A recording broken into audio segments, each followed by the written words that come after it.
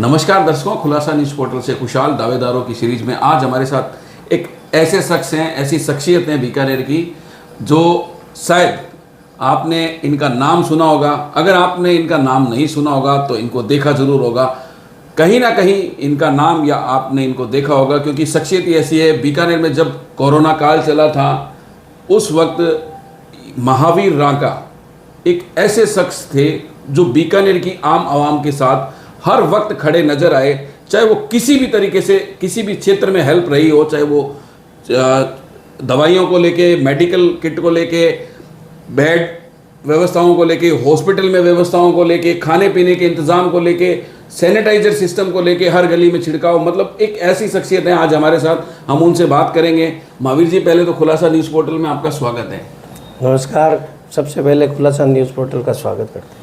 महावीर जी, वैसे तो अनेकों लोग दावेदारी कर रहे हैं, हमें पता है कि दावेदार अपनी दावेदारी कर रहे हैं, लेकिन आज खुलासा एक आपके साथ इसलिए बैठा है कि आप एक ऐसी शख्सियत हम मानते हैं, आज पूरा बीकानेर शहर आपको जानता है। आपका नाम कहीं ना कहीं कोई आपको देखा होगा, किसी ने आपको सुना होगा। हो सकता है ऐसे बहुत से चेहरे होंगे, ऐसे लोग होंगे जिन्होंने आपको देखा नहीं होगा, आपका नाम जरूर सुना होगा। तो आज हम इसलिए आपको लेके आ रहे हैं हमारे कैमरे के सामने कि जिन लोगों ने आपका अभी तक नाम सुना है वो आपको देखे जरूर कि ये महावीर रांका है। तो महावीर जी, हमारा एक सीधा सा सवाल है कि आपने बहुत नज़दीक से इस विधानसभा को देखा है, पूर्व विधानसभा, क्योंकि आप पूर्व यूआईटी चेयरमैन भी रहे हैं।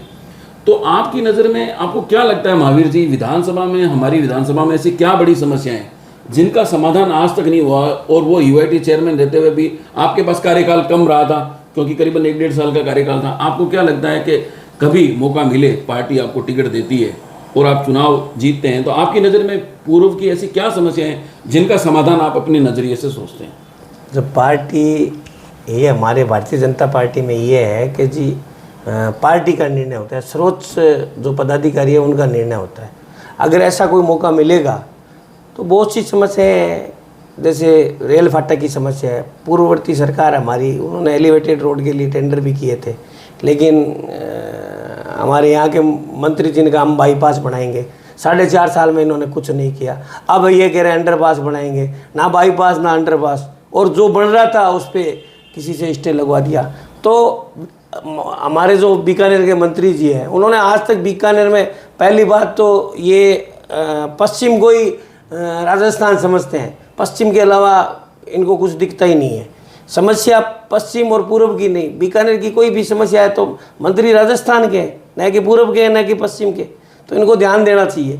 आज जगह जगह सड़कें टूटी पड़ी है, जहाँ सीवरेज चालू हुई वो काम अभी तक पूरा नहीं हुआ, जो गंगा सिरवाड़ा, जो पूर्ववर्ती सरकार के काम थे वो भी पूरे। इन्होंने तो पत्थर लगाने का काम किया है, गेट मेरे कार्यकाल में बना, इन्होंने पत्थर अपना लगा दिया। बहुत से काम ऐसे हैं जो यूआईटी मेरे कार्यकाल में हुए थे, बस इन्होंने सिर्फ पत्थर लगाने में जोर रखा है, विकास में कभी ध्यान नहीं दिया, जनता का कभी सुना नहीं, बीकानेर में कभी सोचा नहीं क्या समस्या है, भाई उस पर समाधान किया जाए। महावीर जी, ये तो बात हो गई कि काम नहीं किया बिल्कुल सरकार ने, कहीं ना कहीं मंत्री, आप अगर मंत्री हैं तो बिल्कुल एक पर्टिकुलर अपनी विधानसभा के नहीं हैं, आपको इस पूरे ज़िले की प्रतिनिधित्व करने के लिए सौंपा गया है। लेकिन महावीर जी, आपकी नज़र में और ऐसी क्या समस्याएं हैं जिनका समाधान, अगर आप चुनाव जीत जाते हैं, पार्टी टिकट दे देती है और आप मंत्री बन जाते हैं, क्योंकि मंत्री बनने के बाद एक नेचुरल सी बात होती है। सर, ये बातें पार्टी का निर्णय है, ये हमारा निर्णय नहीं है, ये हम बातें पहले सोचते भी नहीं है कभी।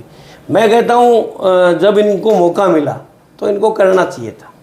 चाहे आज एयरपोर्ट है, अगर राजस्थान सरकार ज़मीन देती तो सेंट्रल गवर्नमेंट बनाने के लिए तैयार थी, लेकिन राजस्थान गवर्नमेंट से ये ज़मीन नहीं दिला पाए, आज तक कुछ हुआ नहीं। बहुत सी समस्याएं हैं, मतलब जो राजस्थान सरकार के लेवल पे ये अगर करते तो सेंट्रल गवर्नमेंट तैयार थी और वो काम होता। बहुत सी समस्याएं ऐसी।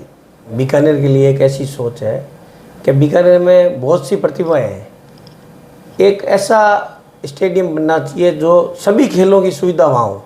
और अभी राजस्थान सरकार में बहुत सी जगह घोषणाएं की है, लेकिन बीकानेर में वंचित रखा, यहाँ के मंत्री जी कुछ करा नहीं पाए। खिलाड़ियों को सुविधा मिलेगी जब ही बीकानेर का नाम रोशन होगा, राजस्थान का होगा, भारत का होगा, और आगे बढ़ेंगे जब उनको सब तरह की सुविधा मिलेगी। चाहे वो क्रिकेट की हो, चाहे बास्केटबॉल की हो, चाहे बैडमिंटन की हो, चाहे साइकिलिंग की हो, चाहे चेस की हो। मतलब एक ऐसा भव्य बनना चाहिए जिससे ये लगे कि लोग बीकानेर में आए। आज आप कोटा जाके देखो, राजस्थान में बहुत अलग, आप जोधपुर जाके देखो, तो बीकानेर में भी ऐसी सुविधाएं होनी चाहिए। बीकानेर की जनता भी उम्मीद रखती है। बिल्कुल, ये थे हमारे साथ महावीर जी रांका, जो दर्शकों शायद आपने नाम सुना होगा और आज हमने आपसे इनसे रूबरू भी करा दिया। मैं एक चीज़ और कहना चाहूँगा कि महावीर जी किसी विधानसभा से अपनी दावेदारी नहीं करते। जनता या पार्टी इन्हें मौका देती है तो बिल्कुल ये तैयार हैं। हम एक सवाल जनता से ज़रूर करना चाहेंगे, हम उनसे जवाब ज़रूर मांगेंगे इस बात का कि क्या महावीर जी रांका को चुनाव लड़ना चाहिए, क्या पार्टी को उन्हें टिकट देना चाहिए। आपकी राय क्या है? दोबारा ही एक शख्सियत के साथ हम रूबरू होंगे, कैमरामैन राजेश शगानी के साथ।